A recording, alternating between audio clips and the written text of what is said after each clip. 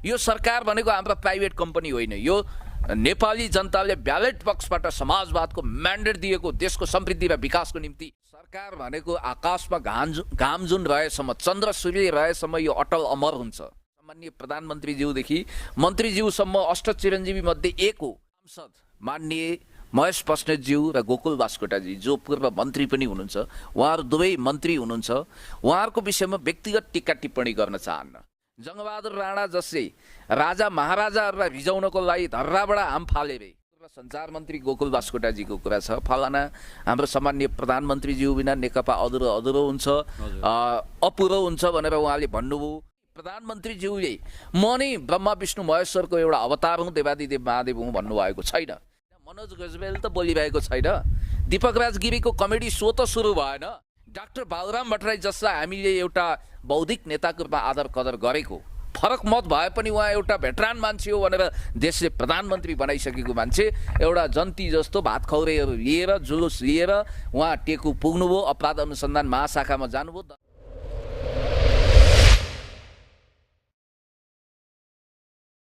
Making Nepal YouTube च्यानलमा म अर्जुन शिवाकोटी यहाँहरूलाई स्वागत गर्दछौँ। अहिले क्यामेरामा यहाँले सम्भवतः देखिसक्नुभयो हाम्रो चर्चित व्यक्तित्व, धेरैले मन पराइएका व्यक्ति पुण्य गौतमजी हाम्रो क्यामेरामा हुनुहुन्छ। उहाँसँग सर्वप्रथम त म उहाँलाई स्वागत नै गर्दछु। पुण्यजी, यहाँलाई कार्यक्रममा स्वागत छ। धेरै धेरै धन्यवाद। नमस्कार अर्जुनजी, मेकिङ नेपाललाई तपाईँले विशेष पहल गरेर ज्ञानेन्द्र साईजीको रिहाई भएको छ र मैले पनि पहल गरेको थिएँ। यो खुसीको कुरा हो। मैले छिटोभन्दा छिटो रिहाई होस् भनेर तपाईँ मार्फत आह्वान अपिल पनि गरेको थिएँ र तपाईँको विशेष सार्थक पहल सफल भएको छ। तपाईँ केवल पत्रकार मात्रै होइन, सञ्चारकर्मी मात्रै होइन, एउटा प्रबुद्ध व्यक्ति पनि हुनुहुन्छ भन्ने कुरा तपाईँ खुदले प्रमाणित गरिदिनु भयो। यहाँलाई यहाँ कार्यक्रम हेरिसकेपछि सयौँ हजारौँ इन्टरभ्यू हेरिसकेपछि कतिको आफ्नो इन्टरभ्यू पछाडिका कमेन्टहरू हेर्नुहुन्छ? म भ्याउँदिनँ, किनभने समयको पाबन्दी हुन्छ, धेरै काम गर्नुपर्छ। फैज अहमद फैजको एउटा गजलको शेर छ, दुनियाँमै और भी गम है मोहब्बत के सिवाय। अब यो सोसियल मिडिया बाहेक धेरै कामहरू हुन्छ, प्रेम बाहेक दुनियाँमा धेरै कुराहरू छ गजलमा भनेर उहाँले भन्नुभएको थियो। त्यसै गरी कमेन्टको समुद्रमा डुब्यो भने डुबिसकेपछि मोती टिपेर फर्किनुपर्छ। डुब्न धेरै टाइम लाग्छ। म त्यो समुद्रमा डुब्ने फुर्सदमा छैन सर। तर म जसले जे कमेन्ट गर्नुभएको छ, यदि मलाई आलोचना गर्नुभएको छ भने आलोचना सरह पचाइदिन्छु। निम तुल्य आलोचना तर औषधि तुल्य छ भने क्या बात स्याबास, ठिक गर्नुभयो भनौँला। जसले मलाई खुइलाउनुहुन्छ, भुत्लाउनुहुन्छ, पत्थरले हान्नुहुन्छ, फुलले स्वागत गरौँला। जसले मेरो तारिफको पुल बाँध्नु भएको छ, प्रशंसा गर्नुभएको छ, मलाई राक्षसीकरण वा देवत्वकरण दुवै चाहिएन। तर जसले सन्तुलित आलोचना गर्नुभएको छ, धन्यवाद। रचनात्मक आलोचकहरूलाई म भोल्टियरसँग सहमत छु, तिम्रो विचारसँग म असहमत हुन सक्छु, तर तिम्रो विचारको रक्षाको निम्ति अन्तिमसम्म पहल गर्छु। यही हो लोकतान्त्रिक चरित्र, म त्यसलाई पछ्याउँछु। र जसले प्रशंसा गर्नुभएको छ, प्रशंसा यसरी गर्नुभएको छ, मलाई देउतै बन्नु भएको छ भने त्यो अतिरञ्जित भयो, त्यसो नगरिदिनु होला। सन्तुलित तारिफ कामको चर्चा गर्दा म खुसी नै हुन्छु। उहाँहरूलाई पनि धन्यवाद दिन्छु। हर कसैलाई कमेन्ट गर्नेहरू मेरा सम्पत्ति हुन्, ती सुरक्षित रहन्। यहाँको विद्वानता, इन्टेलिजेन्ट, यहाँको क्षमताको कदर त सिङ्गो विश्व बजारले गर्छ र कहिलेकाहीँ यहाँ विवादित विषयमा आउनुहुन्छ, कहिलेकाहीँ एकाएक लोकप्रिय हुनुहुन्छ, कहिलेकाहीँ अलोकप्रिय पनि सामाजिक सञ्जालबाट हेर्दा। तर पछिल्लो दुईटा काम विशेषतः नेपाल कम्युनिस्टलाई प्रमोट गर्नु सँगसँगै यहाँका दुईटा काम ज्ञानेन्द्र साई र रवि लामिछानेको केसमा यहाँ रातारात एउटा फिल्मी स्टारमा भन्यो भने युट्युब र मिडिया सञ्चारकर्मीमा मेगा स्टारै हुनुभएको कुरा यहाँ आफू स्वयंलाई चाहिँ कतिको अवगत छ? तपाईँको यो अमृतमय बाणीप्रति म धन्य छु, आभारी बनाउनु भयो, धन्यवाद। ठ्याक्कै त्यस्तै भएन, त्यो समीक्षाको विषय होला। तर म सत्यको निम्ति, देशको निम्ति, जनताको पक्षमा, विकासको पक्षमा, समृद्धिको पक्षमा, मानवताको पक्षमा, मानवीय संवेदनाको पक्षमा हर हमेसा खडा हुन्छु। जतिखेर कसैलाई आपत विपद पर्छ, सच्चा साथी त्यो हो जसले त्यतिखेर बोलिदिन्छ। अरू बेलामा लोकाचार गर्ने, बाहिर लोकाचार, भित्रभित्र मानाचारको नीति लिने। तपाईँले देखिहाल्नुभयो जतिखेर ज्ञानेन्द्र साईजीलाई जुलुसमा, अरू अभियानमा साथ दिनेहरू त्यतिखेर कुनै सातपत्रे दुलोमा बसेका थिए। तपाईँको आफ्नै अनुभव पनि होला, बिटर एक्सपिरियन्स होला, तितो एक्सपिरियन्स होला, तिनले बोलेका छैनन्। त्यस कारणले गर्दाखेरि म ज्ञानेन्द्र साईजीको विचारसँग सहमत भएर बोलेको होइन, असहमत छु। उहाँ र मेरा वैचारिक भिन्नता हजार होलान्, तर यो राष्ट्रको निम्ति केही गर्नुपर्छ भन्ने मान्यता हामीले लिएका छौँ र विचारमा यति घनघोर असहमत भए पनि मानवीय हिसाबले यतिखेर यो लकडाउनको बेला कोरोनाको बेला उहाँको छिटोभन्दा छिटो रिहाई होस् भनेर हामीले पहल गरेका हौँ, मैले गरेको हुँ र उहाँ रिहाई हुनुभयो, म खुसी छु। पार्टी सम्बन्धी केही प्रश्न गर्न पाएँ, आज गर्न चाहेँ। आज सिङ्गो संसार, सिङ्गो बजार, WHO देखि लिएर संसारका धेरै संस्थाहरू, स्वास्थ्यमूलक संस्थादेखि अन्य संस्था, पार्टी, देश सबै कोरोनाबाट कसरी मुक्त हुने विषयमा बहस गरिरहेछ भने नेपाल केपी सरकार र नेपाल कम्युनिस्ट पार्टी कसरी आफ्नो सरकार लम्ब्याउने, केपी नै बस्ने कि केपीको ठाउँमा वामदेव हो कि वामदेव गौतमजीको ठाउँमा माधव कुमार नेपाल, यति अव्यवहारिक र अजिम्मेवारी हुन पाउँछ यहाँ जस्तो आश्रित रहनुभएको पार्टीले? तपाईँको प्रश्नमा अलि पूर्वाग्रहको तीर छ। तीर चलाउनु भयो, तीर चलाउने स्वतन्त्रतामा तपाईँ हुनुहुन्छ किनभने तपाईँ जिम्मेवार सञ्चारकर्मी हुनुहुन्छ। मित्र, म तपाईँलाई भन्न चाहन्छु, यहाँ कोहीलाई के धन्दा, कोहीलाई के धन्दा, घर ज्वाइँलाई खाना के धन्दा भने जस्तो काम कुरा एकातिर छोडेर कुम्लो बोकेर ठिमीतिर जाने हतार चलेको छ। त्यस्तो खालको रफू चक्करमा लागेका छन् मानिसहरू। मैले अर्को कुरा पनि तपाईँलाई स्पष्ट भन्नुपर्छ, द प्राइस अफ इनइक्वालिटीदेखि $3 ट्रिलियन वारका लेखक जोसेफ स्टिग्लिज, जो कुनै समय once upon a time Bill क्लिन्टनको फाइनेन्सियल एडभाइजर हुनुहुन्थ्यो, उहाँको स्पष्टोक्ति म तपाईँलाई सुनाउन चाहन्छु। जब तपाईँ सङ्कटमा पर्नुहुन्छ, आर्थिक, सामाजिक, राजनीतिक हरेक हिसाबको सङ्कटमा भने त्यतिखेर तपाईँले मुक्त दिलका साथ, एकदम उन्मुक्त सोचका साथ, हृदय खोलेर नियत सफा राखेर जनतासँग सहकार्य गरेर तपाईँ भन्नाले सरकारलाई भनेको अगाडि बढ्यो भने त्यसले उन्नति प्रगति हासिल गर्दै जान्छ। बिल क्लिन्टन कत्रो ठुलो क्राइसिसमा पर्नुभएको थियो, मोनिका लेविन्स्की काण्ड लागेको थियो, तैपनि अब हिलरी क्लिन्टनले फर्गिभ गरिन्, त्यो उनको ग्रेटनेस होला।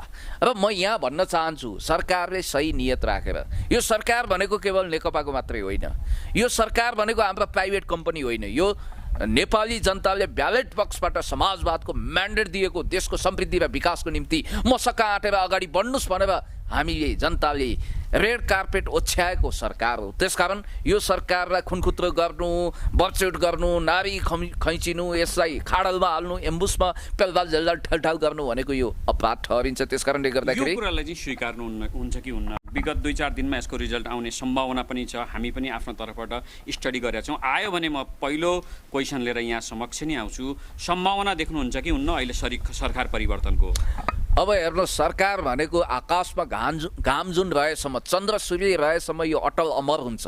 अथवा सरकारका प्रतिनिधि पात्रहरू सम्माननीय प्रधानमन्त्रीज्यूदेखि मन्त्रीज्यूसम्म अष्ट चिरञ्जीवी मध्ये एक हो, कहिल्यै मर्नुहुन्न, उहाँहरू अझर अमर हुनुहुन्छ भनेर मैले यसरी दाबी गरेको छैन। प्रत्येक 5 वर्षमा निर्वाचन हुन्छ, निर्वाचनले जनता मार्फत एउटा म्यान्डेट प्राप्त गर्छ, को कुर्सीमा बस्ने, को प्रतिपक्षमा आउने।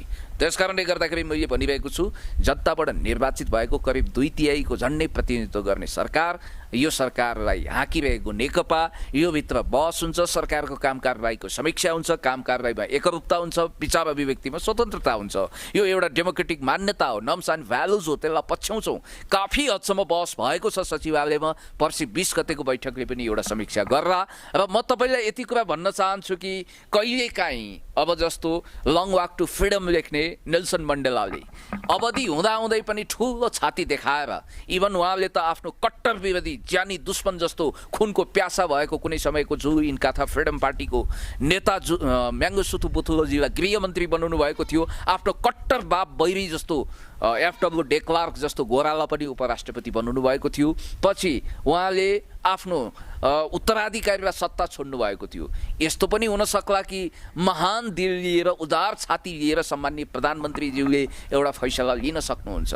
अथवा नेकपाले यो सङ्कटको समयमा जसरी देशभक्त समाजवादी यो पार्टी, यो सरकारले काम गरिरहेको छ, त्यसलाई अझ विस्तारित गर्न, यसलाई अझ इन्हान्स गर्नको निम्ति पार्टी र सरकारमा केही सुधारहरू, परिवर्तनहरू गर्न सक्छ।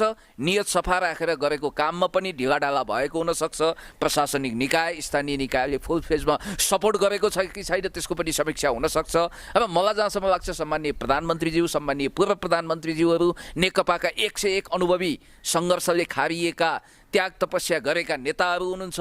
उहाँहरूले अब समृद्धि र विकासको लक्ष्य पछ्याएर अगाडि बढ्नुहुनेछ, यसमा कुनै डाउट छैन, कुनै शङ्का छैन। नेपाल कम्युनिस्ट भनेको एउटा सिद्धान्त हो, एउटा बहस हो, एउटा चौतारी हो। तर पछिल्लो चरणमा नेपाल कम्युनिस्ट पार्टीमा विश्वास गर्ने मन्त्रीज्यूहरू र अन्य मान्छेका अभिव्यक्तिहरू जुन बजारमा आउँछन्, म दुईटा अभिव्यक्ति जोडिदिन्छु। महेश बस्नेतले उहाँले भन्नुभयो भने म 3 तलादेखि जति तलादेखि पनि फान्न सक्छु भन्नु, र गोकुल बास्कोटाले केपी बिनाको कम्युनिस्ट छैन, अर्थात् अहिलेका हाम्रा सम्मान्य प्रधानमन्त्री बिना कम्युनिस्ट छैन भन्नुलाई कतिको लाज मर्दो अवस्था, लोकतन्त्रकै अभ्यास नभएका मानिसहरू यति माथि पहुँच पुग्नु राम्रो या नराम्रो? अब म सांसद माननीय महेश बस्नेतज्यू र गोकुल बास्कोटाजी जो पूर्व मन्त्री पनि हुनुहुन्छ, उहाँहरू दुवै मन्त्री हुनुहुन्छ, उहाँहरूको विषयमा व्यक्तिगत टिक्का टिप्पणी गर्न चाहन्न। हामी एउटै पार्टीमा छौँ, हामी बहस गरौँला, छलफल गरौँला, एक ठाउँमा बसौँला, त्यो बेग्लै कुरा हो। र गोकुलजीको विषयमा अथवा महेश कमरेडको विषयमा मैले भन्नुपर्ने धेरै कुरा छैन। तर म यति ठोकुवा गर्छु कि हामी कोही दुधले नुहाएका छैनौँ, कोही एकदम 24 क्यारेटको सुन जस्तो छैनौँ। कमी कमजोरी उहाँमा पनि होला, ममा पनि छ, हर कसैमा छ। तर त्यो मात्रा कति छ? महानताको मात्रा बढी होला, लोकप्रियताको मात्रा बढी होला। त्यही भएर जनताले आफ्नो अमूल्य मत दिएर जितायो होला, विकास निर्माण गरिरहनु भएको होला, बाहिर मिडियामा प्रोपोगन्डा गरे जस्तो छवि उहाँहरूको नहोला। तर मलाई केही सम्झना छ इतिहासको। जङ्गबहादुर राणा जस्तै राजा महाराजाहरूलाई रिजाउनको लागि धर्राबाट हाम फाले भए, यसो गरे भए, उसो गरे भए भन्ने हामीले सुनेका थियौँ। बहादुर मानिसहरूले तरक्की गर्नको निम्ति, प्रगति गर्नको निम्ति कहिलेकाहीँ ज्ञानको मार्गभन्दा भक्तिको मार्ग पनि अपनाउलान्। चलाखहरूले त्यसो गर्लान् र नेतृत्वप्रति वफादारिता, भक्ति, डिभोटी, एउटा प्रतिबद्ध कार्यकर्ता नेताले भक्तिभाव दर्शाउनु, तुमैव माताश्च पिता तुमैव सर्वम मम देव देव जस्तो शक्ति केन्द्रको वरिपरि घुम्नु र व्यक्तिगत अथवा आफ्नो साङ्गठनिक प्रगतिको निम्ति केही प्रयत्नहरू गर्नुलाई म अन्यथा लिन्न। कतिपयको त्यो हुन्छ कुण्ड कुण्ड पानी मुन्न मुन्न बुद्धि। त्यति मात्रै होइन, डाक्टर तुलसी गिरी भन्ने पञ्चायतकालमा एकजना प्रधानमन्त्री हुनुहुन्थ्यो, बहुत चलाक, नेपाली काङ्ग्रेसबाट क्यारियर सुरु गरेर बिपीलाई धोका दिएर पछि पञ्चायत जोइन गरेर यति ठुलो राजभक्त हुनुभयो कि राजाभन्दा ठुलो राजावादी पल्टिएर एकचोटि भन्नुभएछ, यदि महाराज धिराज सरकारले हुकुम बक्सन्छ भने म साडी चोलो लगाएर स्त्री हुँ भन्दै, म तुलसी गिरी आइमै हुँ भन्दै सहरमा घुम्न तयार छु भन्नुभएको थियो अरे। त्यो राजभक्तिको अनुपम नमुना थियो। तर यस्तो हो, महेशजीको अभिव्यक्तिलाई त्यसरी तुलना गरौँ भन्दिनँ म।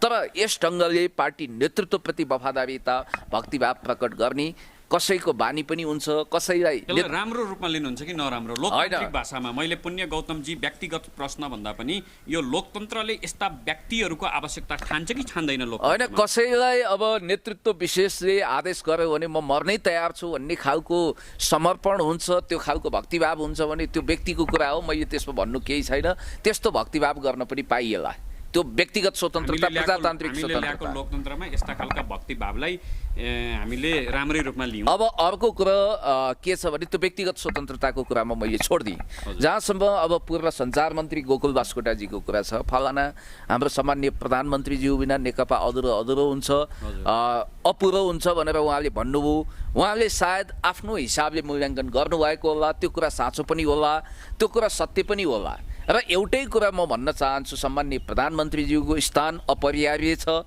र उहाँको पार्टी अध्यक्षको रूपमा हुनुहुन्छ, चेयरम्यान हुनुहुन्छ, प्रेसिडेन्ट हुनुहुन्छ, त्यसमा हामीले आदर कदर गर्नुपर्छ, नेतृत्वलाई सम्मान गर्नुपर्छ भन्ने हिसाबले सायद उहाँले त्यो अभिव्यक्ति दिनुभएको होला। र मैले यति कुरा भनौँ कि खुदै प्रधानमन्त्रीज्यूले पनि म अजर अमर छु, म बिना पृथ्वी घुम्दैन भन्ने निश्चयवादी चिन्तन राख्नु भएको छैन। खुदै प्रधानमन्त्रीज्यूले म नै ब्रह्मा विष्णु महेश्वरको एउटा अवतार हुँ, देवादिदेव महादेव हुँ भन्नुभएको छैन। र उहाँले सामूहिक नेतृत्वको कुरा गरिरहनु भएको छ। उहाँ आफैले सामान्य प्रधानमन्त्रीज्यूले भनेको अभिव्यक्ति मलाई अहिले पनि झलझली याद हुन्छ, राजा बिना राज्य अड्किँदैन। त्यसकारण जननेता कमरेड मदन भण्डारी, कमरेड पुष्पलालको अवसान हुँदा पनि, बिपी कोइरालालाई काङ्ग्रेसले घुमाउँदा पनि, राजावादीहरूले महेन्द्रलाई घुमाउँदा पनि त्यहाँनिर अपूरणीय क्षति त भयो। हामीले पनि क्षति महसुस गऱ्यौँ जननेता कमरेड मदन भण्डारी, कमरेड पुष्पलाल नहुँदा। तर कम्युनिस्ट पार्टी डुबिहालेन, यहाँ आकाश खसिहालेन, धरती फाटिहालेन। त्यस कारणले गर्दाखेरि दिवत्वकरण गर्ने भन्दा पनि नेतृत्वको महानता, नेतृत्वको योगदान, नेतृत्वको छवि, नेतृत्वको उचित मूल्याङ्कन हुनुपर्छ। सामान्य प्रधानमन्त्रीज्यूले मन वचन कर्मले प्रतिबद्ध भएर देशमा जनताको निम्ति गरेको कामलाई मुक्त कण्ठले तारिफ गर्दै सामान्य पूर्व प्रधानमन्त्री, हाम्रा नेताहरू, हामी बाहिरका नेताहरू, अभियन्ताहरूको पनि राम्रो कामको तारिफ गर्ने फुलको आँखाबाट हर कुरालाई हेरेर फुलै देख्ने, दोषी चस्माको धुलो पन्छाउने, अनि त्यसपछि कसैलाई पनि पेलपाल ठेलठाल नगर्ने, सकारात्मक ढङ्गले अगाडि बढ्ने र रचनात्मक काम गर्ने बानी बसाल्नुपर्छ। यो नै उचित हुन्छ। अलिकति प्रश्न चेन्ज गर्न चाहेँ मैले। जुन बाबुराम भट्टराईले डाक्टर सुरेन्द्र यादवको अपहरण सम्बन्धी केस दर्ता गर्न टेकु जाँदा आजको लोकतन्त्रमा टेकु जो जनताका लागि प्रहरी हुनुहुन्छ, जो जनताको ट्याक्सबाट पैसा लिएर आफ्नो जीवन चलाउनुहुन्छ, उहाँले एउटा घटना जेसुकै होस् या नहोस् त्यसमा कसैको चलखेल त्यतातिर हामी गएनौँ, तर न्यूनतम लोकतन्त्रको मान्यतालाई एक्सेप्ट गर्ने भने उहाँले केस दर्ता गर्न मान्नुपर्ने हो कि होइन? सायद हामी कहाँ यो काहीँ नभएको जात्रा हाँडी गाउँमा भन्ने उखान बनाइएको कारण यस्तै घटनाहरूले गर्दा हो रहेछ जस्तो लाग्यो मलाई। क्यालेन्डर पल्टाएँ, पात्र पल्टाएँ, भदौ त होइन, गाई जात्रा त आएन, मनोज गजमेल त बोलिरहेको छैन, दीपक राज गिरीको कमेडी सो त सुरु भएन भनेर मैले यसो जोखाना हेरेँ, होइन रहेछ। अचम्म लाग्यो, ताजुब लाग्यो। अब अघिल्लो दिनसम्म इन्टरभ्यू सुनेको थिएँ सुरेन्द्र यादवको पनि। अरे बाबा, कहाँ म अपहरित भएको छु, म त सही सलामत छु, ठिक छु, मजासँग आराम गरिरहेको छु, टिभी हेरिरहेको छु, इन्टरनेट चलाइरहेको छु, मलाई अपहरणमा परेको भन्ने कुरा फगत हल्ला हो, स्याल उइयाँ हो, यसमा विश्वास नगर्नु भनेर उहाँले भनिरहनु भएको छ। उहाँकै पार्टीका अर्का नेता प्रदीप यादवले त अझ एक कदम अगाडि बढेर के को अपहरण हुने, 3 जना मान्छेले 7 जनाको अपहरण गर्न सक्छन्, त्यो पनि राज्यको एउटा आइजी भइसकेको सर्वेन्द्र खनालज्यू, लोकप्रियता कमाएर जनताको बीचबाट निर्वाचित भएका अब रामचन्द्र पौडेलजीलाई इलेक्सन मार्फत हराएर आएका किसान श्रेष्ठजीदेखि पूर्व मन्त्री महेश जीको सम्म नाम जोडिएको छ। ती मान्छेले कहाँ अपहरण गर्छन्? अझ प्रदीप यादवको भाषा सापट गरेर भन्नुपर्दा सत्ता बिना पानी बिनाको माछा भन्नुभएको छ उहाँले। म चाहिँ पानी बिनाको गोही भन्छु, छटपटाइरहेको। अझै हामी टपिकभन्दा बाहिर गयौँ। जस्तो अपहरण हुनु नहुनु त्यसलाई पछाडिको चरण राख्थ्यौँ, यसको सत्य तथ्य प्रशासनले गर्छ, त्यसलाई हामी पछि ताली पड्काउँला सत्य कुरा निक्लिसकेपछि। तर मैले भन्न खोजेको केस दर्ता हुनु चाहिँ लोकतन्त्रको आवश्यकता हो कि होइन? हामीले पसिना, खुन, त्याग, तपस्याबाट जुन लोकतन्त्र आएको थियो, यसमा एउटा केससम्म रजिस्ट्रेसन नहुनु पछाडि एउटा ठुलै रहस्य अथवा लोकतन्त्रको खिल्ली उडाइएको त होइन, मजाक बनाइएको त? यो अरूतिर अन्त चैतमा जन्त भन्छन्, म असान्दर्भिक कुरा गर्न चाहन्न। उजुरी दर्ता भइसकेको छ, त्यसको विषयमा छानबिन हुन्छ, पानीको पानी, दुधको दुध छुट्टिन्छ, राजहंसहरूले न्यायिक ढङ्गले त्यसको निरूपण गर्छन्। र एउटा कुरा चाहिँ मैले तपाईँलाई भन्नुपर्छ, यहाँ तपाईँको हेर्नुहोस्, कलाविहीन नाटक बेला बेलामा मञ्चन हुन्छ।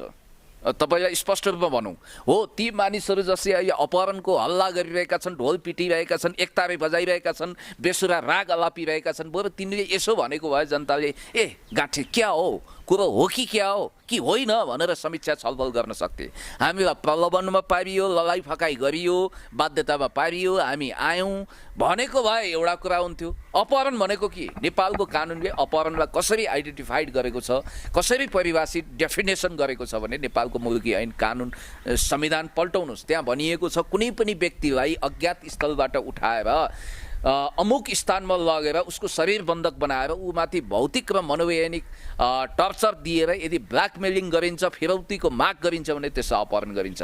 यहाँ त्यो केही भएकै छैन। कानुन त यो प्रश्न सिधै खारेज हुन्छ, नम्बर 1। नम्बर 2, अब अपहरणमा परे बाबा भन्नेले अघिल्लो दिन होइन अपहरण परेकै होइन भन्नुभएको छ। अब तथ्य चाहिँ अर्कोतिर छ, काम कुरो एकातिर कुम्लोबोकी ठिमीतिर हिँड्नु हुँदैन। अब अपहरणको फन्डा रच्नेहरूले, यो मनोहर कहानी या काल्पनिक कहानी या रच्नेहरूले, दिउँसै रात पार्नेहरूले, जग हँसाइरहेकाहरूले के कुरा भुल्नु हुँदैन भने यो इतिहासकै सबैभन्दा ठुलो क्रूर ठट्टा साबित हुन सक्छ। ठिक छ, उजुरी दर्ता भएको छ, छानबिन हुन्छ। डाक्टर बाबुराम भट्टराई जसलाई हामीले एउटा बौद्धिक नेताको रूपमा आदर कदर गरेको, फरक मत भए पनि उहाँ एउटा भेटरान मान्छे हो भनेर देशले प्रधानमन्त्री बनाइसकेको मान्छे, एउटा जन्ती जस्तो भात खौरेहरू लिएर, जुलुस लिएर उहाँ टेकु पुग्नुभयो, अपराध अनुसन्धान महाशाखामा जानुभयो, दर्ता गर्ने कोसिस गर्नुभयो, अन्ततः दर्ता त भयो। तर यो हास्यास्पद नाटक किन रचना गरियो, यो नेपाली जनताहरूलाई ताज्जुब लागेको छ। कोही थाङ्नामा सुत्न तयार छैनन्, दिउँसै रात पार्ने धृष्टता नहोस्। र एउटा कुरा अर्को के छ भने, मैले बुझेको कुरा चाहिँ के भने, अपहरण भनेको के? श्याम सुन्दर गुप्ता सद्भावनामा हुँदाखेरि कुनै माडबारीलाई उठाएर फिरौती मागिएछ, त्यसलाई अपहरण भनिएर जेल हालियो। अर्को कुरा पनि तपाईँलाई थाहा छ, एकजना समथिङ के उमेश गिरी भन्ने मान्छे विराटनगरमा हुँदा नेपाली काङ्ग्रेसको नेता हुनुहुँदो रहेछ। उहाँले माडबारीहरू ककल्ला अपहरण गरेर फिरौती गर्ने ऱ्याकेट चलाउनु हुँदो रहेछ। उहाँ पनि कता कता विवादमा मुछिएको, कानुनी कारबाही भएको भन्ने कुरा हामीले सुन्नमा आएको छ। त्यो कुरा प्रमाणित भएको छ। र म तपाईँलाई यति कुरा भन्छु कि अपहरण हुँदै नभएको विषयलाई अपहरण हो भन्दै चिया कपमा तुफान चलाउनेहरूले इतिहासमाथि पर्दा हाल्ने कोसिस गरेका छन्, दुस्साहस गरेका छन्। र प्रदीप यादवको भाषामा भन्नुपर्दा मैले पाएको सूचना अनुसार भएको कुरा के हो भने उहाँहरू बकैदा अब 7 जनाको टोली लिएर सुरक्षा गार्ड सहित ससुरालीमा मासु भात खाएर बिचमा होटलमा आराम गरेर आनन्दसँग काठमाडौँ आउनुभयो, मेरियट होटलमा बस्नुभयो। अनि नै मलाई त्यही केटी चाहिन्छ टाइपले पदको लागि लडीबुडी गर्नुभएको थियो।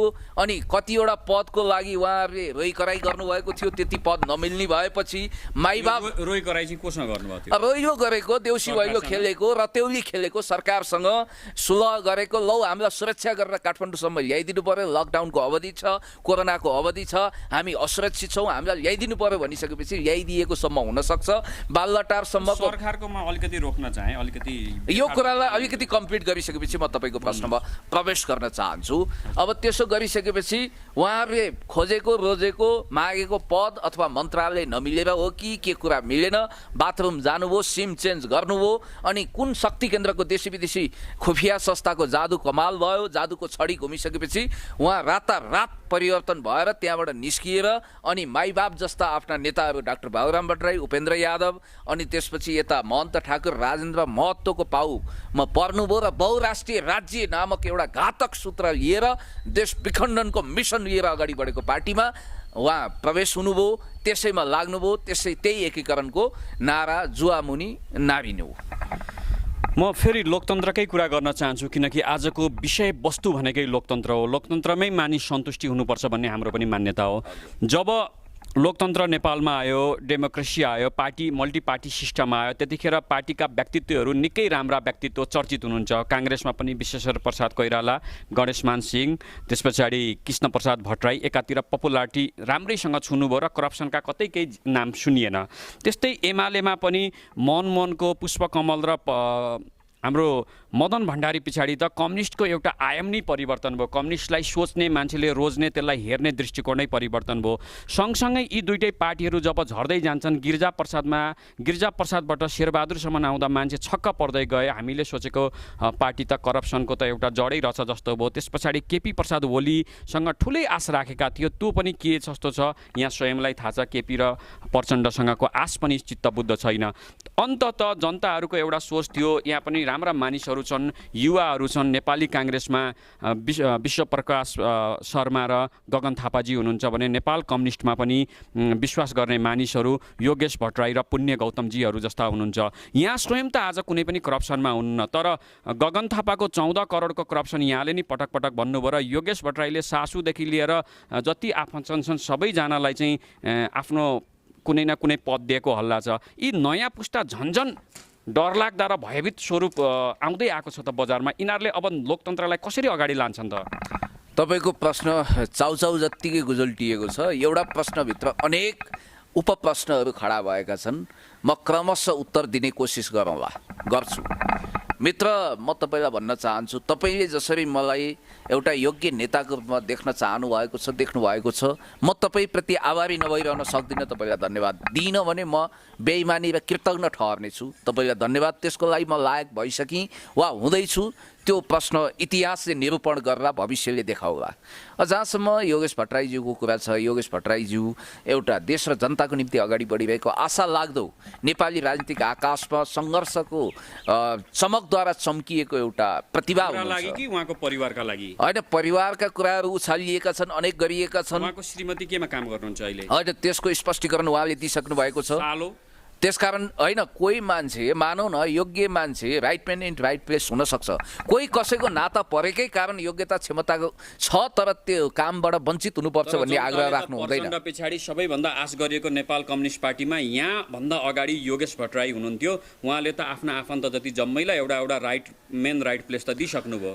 हेर्नुहोस्, जन्मिँदै गरेकालाई पनि यस्तो। उहाँले दिनु होला, तर नेपाली जसले डिग्री बोकेर विदेश जानुपर्छ, डिग्रीको पिएचडी सकिसकेपछि कतार साउदी जानुपर्छ, उहाँका लागि चाहिँ राइट म्यान राइट प्लेस कुन तन्त्रमा आउला? यो इमोसनल भावुक प्रश्नको उत्तर दिँदै गरौँला। म तपाईँलाई भन्न चाहन्छु, अहिले सिङ्गापुर चलाउने नेतृत्वकर्ता भनेको ली कुआन यूको छोरो हुनुहुन्छ, जसले सिङ्गापुरको निर्माण गर्नुभएको कुरा लुकेको छिपेको कुरा होइन।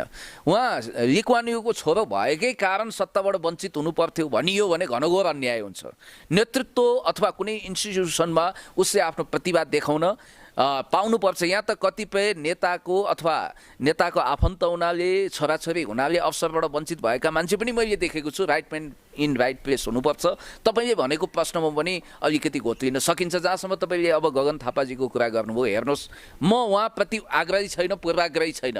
उहाँ अब दरो खरो हुनुहुन्छ, डाइनामिक हुनुहुन्छ, स्रोत साधनले भरिपूर्ण हुनुहुन्छ, रातो पिरो हुनुहुन्छ, केही गर्न चाहनुहुन्छ, बहुत महत्त्वकाङ्क्षी हुनुहुन्छ, जिन्दगीमा धेरै तरक्की गर्नुभएको छ, धेरै तरक्की गर्न चाहनुहुन्छ। तर कृपया अब नेपाली काङ्ग्रेसमा नेतृत्व गरेर आएका, इतिहास बनाएका बिपी गणेशमानको त्याग तपस्यासँग उहाँलाई तुलना नगरिदिनु होला। एउटा ओठ निचर्दा दुध आउने खालको दुधे बालक भनेर कुनै समय गणेशमानले महेश आचार्यलाई त्यसरी भन्नुहुन्थ्यो अरे। म त्यसरी पनि भन्ने पक्षमा छैन। मैले यति भनौँ कि वास्तवमै भन्ने भने तपाईँले भनेको अहिले नाम लिनुभयो जननेता कमरेड मदन भण्डारी, संस्थापक नेता कमरेड पुष्पलाल लगायत हाम्रा दिग्गज नेताहरूलाई हामीले सम्मान गर्नुपर्छ, इतिहासको सही मूल्याङ्कन गर्नुपर्छ र अहिले हाम्रा सम्माननीय पूर्व प्रधानमन्त्री, सम्माननीय प्रधानमन्त्रीज्यूहरूको पनि योगदानलाई उचित कदर आदर गर्नुपर्छ। त्यो पुस्ताले त्याग तपस्या गरेर आएको हो, त्यसमा स्यालुट गर्नुपर्छ। यदि गर्दा गर्दै कमी कमजोरी भयो भने त्यसलाई सच्याउने प्रतिबद्धता पनि उहाँहरूले व्यक्त गर्नुभएको छ। अब अर्को अधिकारलाई कुन हो, अब जहाँसम्म गगन थापाजीको कुरा छ, अब यो मन परेको केटो जेठाजु भयो भने जस्तो भयो क्या। जनताले आशा भरोसा विश्वास गरेको 62-63 को आन्दोलनको राप र तापबाट भर्राउँदो एउटा युवाको रूपमा देखा परेको, केही गर्छ कि भनेर सोचेको। अब हामीले त प्रिन्सिपल्ली सैद्धान्तिक हिसाबले नव उदारवादको ढाकर बोकेर हिँडेको मान्छेले तरक्की गर्छ, चमत्कार गर्छ, गरिब जनताको भलो गर्छ, देशको हित गर्छ, राष्ट्रियताको सम्वर्धन गर्छ भनेर कहिले पनि सोचेनौँ। तर निर्दोष जनताहरूले त्यो सपना पालेका थिए, खास गरी आशा भरोसा देखाउनु भएको थियो उहाँले। र अर्को कुरा म भन्न चाहन्छु, अब उहाँहरूप्रतिको आशा भरोसा भनेको गगन र विश्वप्रकाशप्रतिको आशा भरोसा के उहाँहरूको कपाल जसरी उहाँहरूको टाउकोबाट झरेको छ, जसरी उहाँहरूको अहिले त अब अलिकति तालुमा त्यति कपाल पनि देखिँदैन, उहाँहरूको शिरबाट झरेको कपाल जस्तै उहाँहरूप्रतिको आशा भरोसा जनताको मनबाट झरिसकेको हो। अनि लोकतान्त्रिक समाजवाद, प्रजातान्त्रिक समाजवादको ढाकर बोकेर कुनै तारेभिरमा लडखडाइरहेको, बिना तोकमा लडखडाइरहेको एउटा दुखी आत्मा जस्तो उहाँहरूलाई कतिपयले देखिरहेका छन्। अहिले निरीह बन्नुभएको छ। तर अन्ततः अत्याधिक चर्चित र धेरै नै लोकप्रिय र एउटा राम्रो व्यक्तित्व भनिएका हाम्रा प्रदीप गिरिज्यू, नेपाली काङ्ग्रेसमा विश्वास राख्ने पार्टीमै बस्नुभएका मानिसले के भन्नुभएको छ भने नेपाली काङ्ग्रेस धेरै नै अलमलियो, धेरै नै करप्सनमा गयो, अब विश्वप्रकाश र गगन थापालाई नेपाली काङ्ग्रेसको जिम्मा दिउँ भनेर उहाँ जस्तो मान्छेको अभिव्यक्ति आउनु त सामान्य कुरो त होइन नि। अब प्रदीप गिरिजी विद्वान हुनुहुन्छ, धेरै पुस्तक पढ्नु भएको छ। एकाडेमिक हिसाबले उहाँ कुनै पिएचडी नभए पनि उहाँले लाइब्रेरीका पुस्तकहरू यसरी पढ्नु भएको छ। डाक्टर तुलसी गिरीको भाषामा भन्नुपर्दा उहाँको अङ्कल जो पञ्चायतमा र शाही शासनमा पटक पटक प्रधानमन्त्री हुनुभयो, बिपी कोइरालालाई समेत झुक्क्याउन सक्ने एउटा अत्यन्तै चलाख व्यक्तिको रूपमा कसैले कनिङ पनि भन्नुभयो, त्यसरी उहाँलाई इतिहासले चित्रित गरेको छ। उहाँसँग मेरो एउटा दुर्लभ भेट भएको थियो। उहाँले धेरैको मूल्याङ्कन गर्दा प्रदीप गिरिजीको विषयमा भन्नुभएको कुरा मलाई अहिले पनि याद हुन्छ। हेर्नुहोस्, अब पुस्तकदेखि पुस्तकसम्म धमिराले पुस्तक खाए जस्तै सर्रक्कै पुस्तक खानु एउटा कुरा हो, तर पुस्तक पढेर जनताको बिचमा जानुपर्छ। अनि उहाँले भन्नुभएको थियो, तुलसी गिरीले उहाँको विषयमा मलाई बडो इन्ट्रेस्टिङ लाग्यो। मेरो एउटा दुर्लभ भेट भएको थियो, उहाँको जीवनको अन्तिम कालतिर मैले भेट्न चाहेको थिएँ, भेट मिल्यो र डाक्टर तुलसी गिरीले इतिहासको समीक्षा गर्दै भन्नुभएको थियो, मेरो भतिजो केवल पुस्तकदेखि पुस्तकसम्म पुग्यो, पुस्तकबाट जनतासम्म पुगेर केही आफ्नो पनि तरक्की गरौँ, देशको पनि विकास गरौँ भन्ने चिन्तन त्यति पालेन भन्नु हो। अब प्रदीप गिरी पनि दुधले धोएको नभन्नुहोस्। तपाईँलाई एउटा कुरा म भन्न चाहन्छु, प्रदीप गिरिजीको विषयमा हुन त यो इतिहासको कठघरामा उहाँ उभिनु भएको थियो। उभिनु भएको छ। कोइराला परिवारको गुडबुकबाट उहाँ किन आउट हुनुभयो अरे भने अब हुन त हेर्नुहोस् बिपी कोइराला माथि ब्लेम लगाउनेहरूले त्यो भन्नुन् कि आफ्नै भान्जी शैलजाप्रति उहाँ आसक्त हुनुहुन्थ्यो भनेर पनि कतिले भन्नुन्। मलाई यो कुरा पटक्कै चित्त बुझ्दैन, मलाई जचेको छैन। तर सुन्नमा आएअनुसार उहाँहरूको कुनै एउटा खालको अब शैलजा आचार्यको देहावसान भइसकेको छ, उहाँप्रति हार्दिक श्रद्धाञ्जली दिउँ। र उहाँमाथि आरोपित गरेको पनि होइन, प्रदीप गिरी र शैलजाजीको एउटा अन्तरङ्ग सम्बन्ध फस्टाएपछि उहाँलाई खुम्बहादुर खड्का लगायतले रगत पक्ष गरेर त्यतिखेर पिटेका थिए, गोदेका थिए भन्ने कुरा पनि काङ्ग्रेसको इतिहास पछ्याउने, देख्ने, सुन्ने, जान्ने चस्मादित गवाहहरूले भनेका छन्। त्यति मात्रै होइन, गिरिजाप्रसाद कोइरालाले उहाँमाथि जीवनभर आशंका गरिरहनु भयो अरे। दुई कारण, एउटा अब भारतीय संस्थापन, भारतीय रहका खुफिया एजेन्सीका मान्छेसँग उहाँको अन्तरङ्ग खानपिन बस उठ्थ्यो अरे, यस्ता कुरा सुनिन्छ। र अहिले महन्त ठाकुर जसले बहुराष्ट्रिय राज्यको माग गरिरहनु भएको छ, नेपाल विखण्डनको एउटा घातक अभियान अगाडि बढाउनु भएको छ, उहाँको खुलेआम तारिफ प्रदीप गिरीले गर्दा अलिकति हामीलाई ताजुब लाग्छ। र के हो यो कुरो र कुरोको र्याङ्की ठ्याङ मिल्यो कि भनेर शङ्का गर्ने बेनिफिट अफ डाउट पनि लिन सकिन्छ। अर्को कुरो पनि मैले तपाईँलाई भन्न चाहन्छु, प्रदीप गिरीको विषयमा के पनि भनिन्छ, नेपाली काङ्ग्रेसका प्रबुद्ध व्यक्तिले के पनि भन्छन् भने राम लक्ष्मण नामक दुईजना पछि शहीद हुनुभयो। उहाँहरूले बम बोकेर काठमाडौँ आउनुभयो पञ्चायतकालमा। पञ्चायती कुनै शासकमाथि बम प्रहार गर्ने योजना भारतमा बनेको थियो। त्यो योजना बनेको कुरा चाहिँ बिपी कोइराला, गिरिजाप्रसाद कोइराला र प्रदीप गिरी बाहेक कसैलाई पनि थाहा थिएन। अब हामी दुईजनालाई थाहा भएको, तर प्रदीप गिरीलाई मात्रै थाहा भएको। अब हामीबाट त्यस्तो घात हुन सक्दैन। तर बम बोकेर, तकियाभित्र बम बोकेर ल्याएको छ भन्ने कुरो प्रशासनले कसरी सुराग पायो?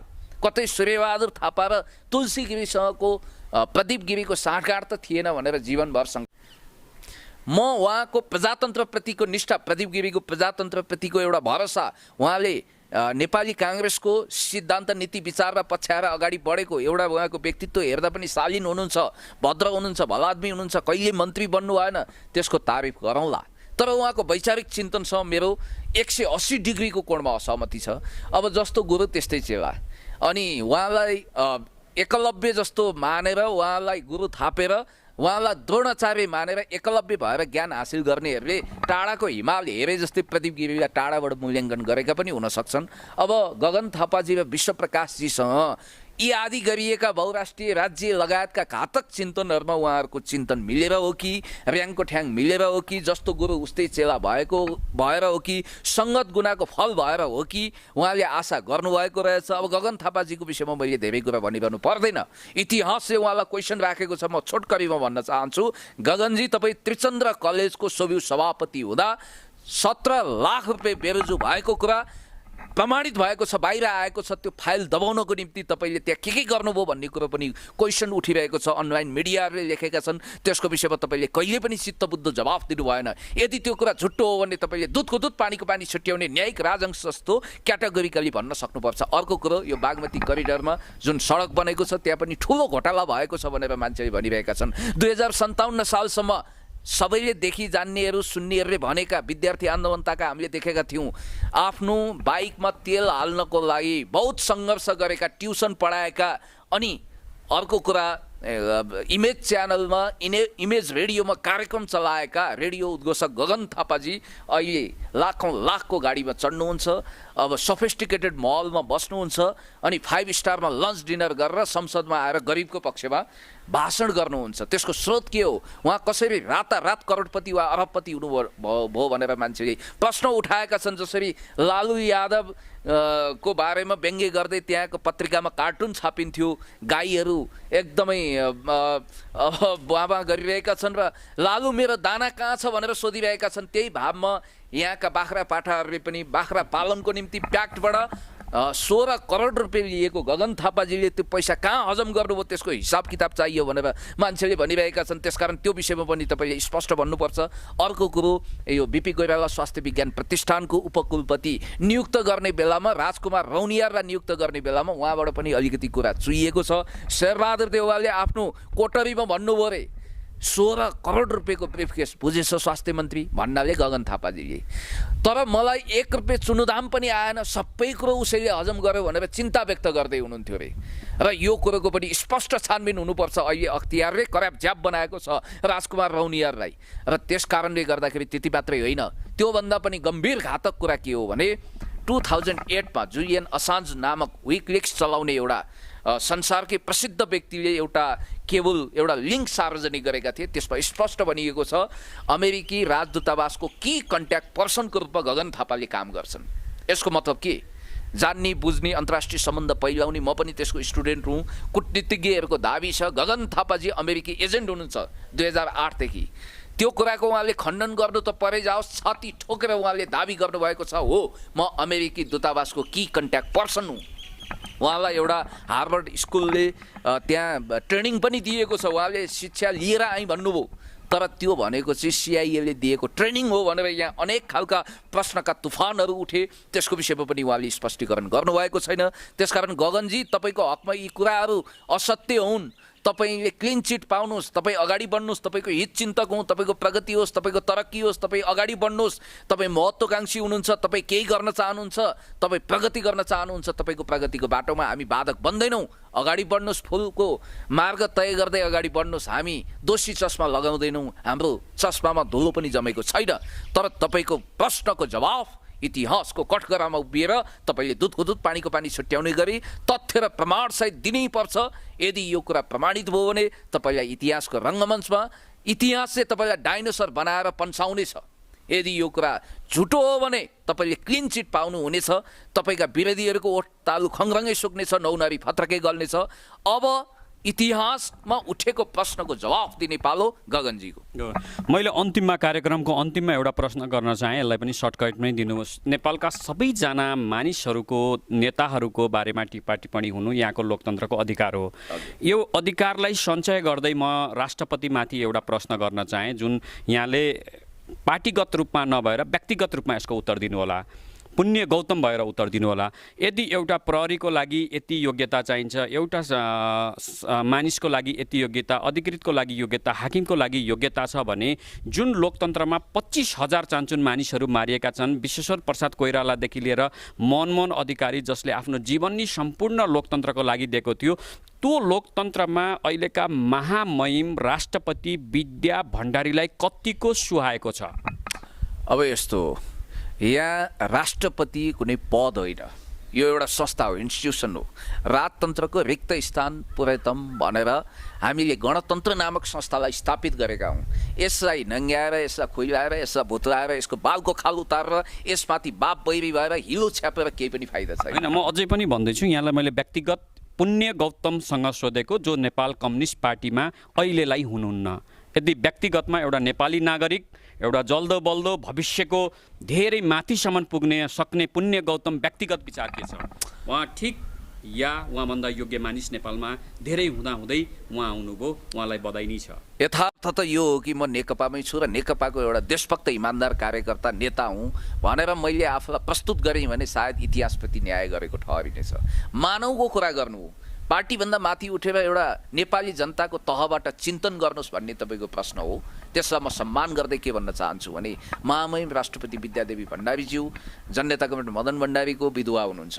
असमयमै आफ्नो पतिको साथ र न्यानो अङ्गालो उहाँले गुमाउनु भयो। ठुलो सङ्घर्ष गर्नुभएको छ, 52 ठक्कर 53 घुसा खानुभएको छ। फेरि राष्ट्रपति भनेको यस्तो संस्था हो कि जस्तो भारतमा प्रणब मुखर्जी राष्ट्रपति हुनुभयो, त्यो संवैधानिक संस्था हो। उहाँ काङ्ग्रेसमा आउनु भएन। यहाँ रामवरण यादव राष्ट्रपति हुनुभयो, उहाँ काङ्ग्रेसी हो भनेर हामीले भनेनौँ। त्यस कारणले गर्दाखेरि यो इन्स्टिट्युसनलाई ग्लोरिफाइड गर्नुपर्छ। जहाँसम्म मलाई लाग्छ, हेर्नुहोस्, हामीले भर्खर यो गणतन्त्रको अभ्यास गरेका हौँ, 2वटा त हामीले राष्ट्रपति पायौँ। त्यसकारण मलाई लाग्छ संवैधानिक हिसाबले उहाँले संविधानत आफ्नो भूमिका निर्वाह गर्ने कोसिस गरिरहनु भएको छ, काम गरिरहनु भएको छ। अब यहाँ कोही देवता छैन, कोही देवी काली माताजी पनि हुनुहुन्न। त्यस कारणले गर्दाखेरि मानवीय मानवोचित हिसाबले उहाँले काम गरिरहनु भएको छ। यो संस्थालाई सम्मानित गर्ने कोसिस गरिरहनु भएको छ। जहाँसम्म मलाई लाग्छ राष्ट्रभक्तिको कुरामा म अरू कुरा धेरै गर्दिनँ, राष्ट्रभक्तिको कुरामा उहाँको कुनै जवाफ छैन। उहाँले धेरै राम्रो काम गर्नुभएको छ, खास गरी चाइनासँगको सम्बन्धलाई लिएर अथवा सायद जननेता गभर्नमेन्ट मदन भण्डारीको एउटा देशभक्तिपूर्ण आन्दोलनको लेगेसी उहाँमा छ र यो देशको समृद्धि विकास होस्, यो देश बलियो बनोस्, यो देशको उत्तरोत्तर प्रगति होस् भनेर उहाँ अगाडि बढ्नु भएको छ। अब योग्यताको कुरा गर्नुहुन्छ भने पिएचडी गर्दैमा अथवा ठुलो डिग्री हासिल गर्दैमा त्यो धुरीमा पुग्नुपर्छ, कसैले पढेको छैन त्यो तल हुनुपर्छ भन्दिनँ। शिक्षाको अनुपातलाई, शिक्षाको जुन खालको एउटा सिस्टम छ त्यसलाई तुलना गर्ने त युनिभर्सिटीतिर हो। म पिएचडी स्कलर भई मलाई लगेर सरकार वा कुनै संवैधानिक निकायको प्रमुख बनाइदिइहाल भनेर मैले राणा रुवाई गर्नु भनेको मैले आफैमाथि अपमान गर्नु हो।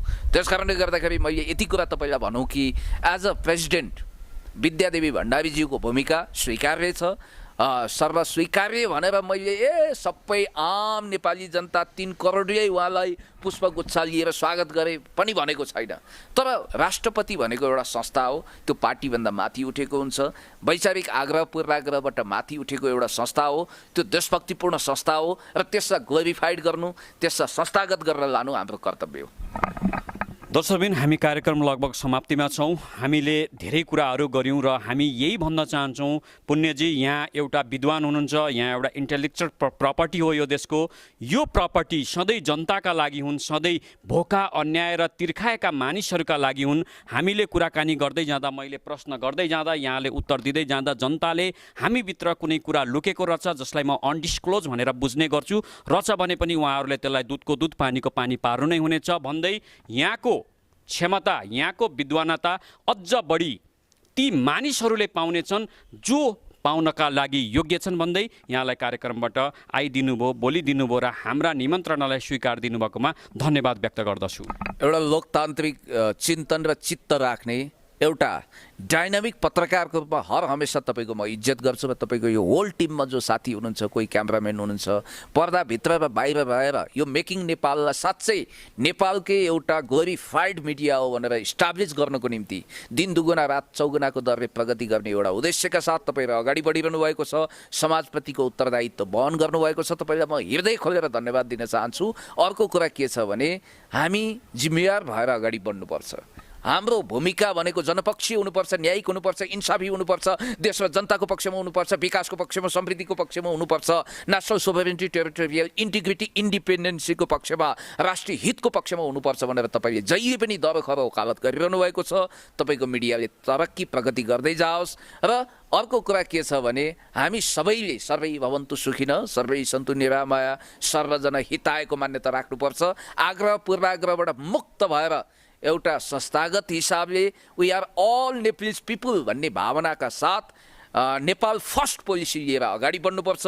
तपाईँ यहाँसम्म आइदिनुभयो, दुःख गर्नुभयो, यी झरी बादलको समस्या छ, यो वैशाख महिना भए पनि आकाश गाडाङगुडुङ गर्छ, कहिलेकाहीँ कतिखेर पानी पर्छ थाहा हुँदैन, अस्ति पनि रुच्दै भिज्दै आउनुभयो, दुःख गर्नुभयो। तपाईँ जस्तो साथी पाउँदाखेरि तपाईँसँग इन्टरभ्यू गर्दा मैले इन्जोय गर्छु।